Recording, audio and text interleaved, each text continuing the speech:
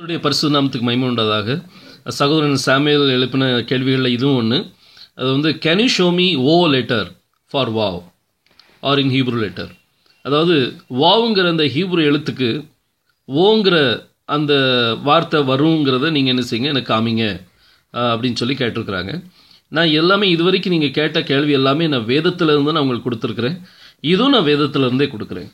பாருங்கள், நம்ம strong dictionary H1954 இந்த இதில் நீங்கள் பார்த்தீங்க அப்படின்னா ஹோஷே அப்படின்னு சொல்லி ஒரு வார்த்தை இருக்குது, ஒரு பெயர் இருக்குது. அதாவது நம்ம ஹோசே நிருபவர்களில் எழுதின நிருபம், தீர்க்கதரிசி நிருபம், அந்த ஹோசையை நீங்கள் எடுத்து பார்த்தீங்கன்னா அதில் வந்து மொத்தம் 4 எழுத்துக்கள் உண்டு பார்த்துடுங்க. அந்த 4 எழுத்துக்கள் வந்து ஹே, வாவ், ஷின், ஏன், இந்த 4 எழுத்து உண்டு. இந்த ஹேக்கு தான் ஹெச் எடுத்துருக்குறோம். வாவ் வந்து ஓ வரும்போதுடுங்க.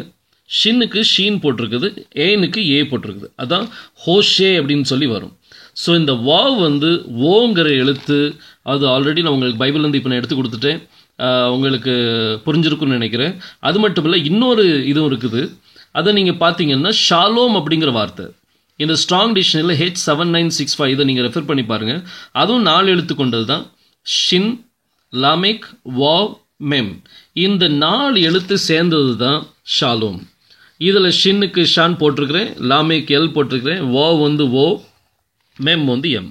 ஸோ இப்படி தான் ஷாலோம் அப்படின்னு சொல்லி வரும். இந்த வாவ் வந்து ஓ பார்த்துடுங்க.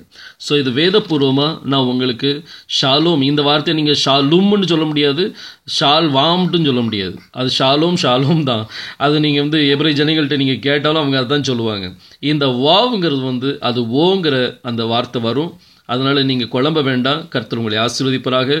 இன்னும் மேற்கொண்ட கேள்விகள் எதுவும் உங்களுக்கு புரியல அப்படின்னா நீங்கள் தைரியமாக கேட்கலாம். கர்த்தர் உங்களை ஆசீர்வதிப்பாராக. யெகோவா மேசியாவின் நாமத்துக்கு ஆமென்.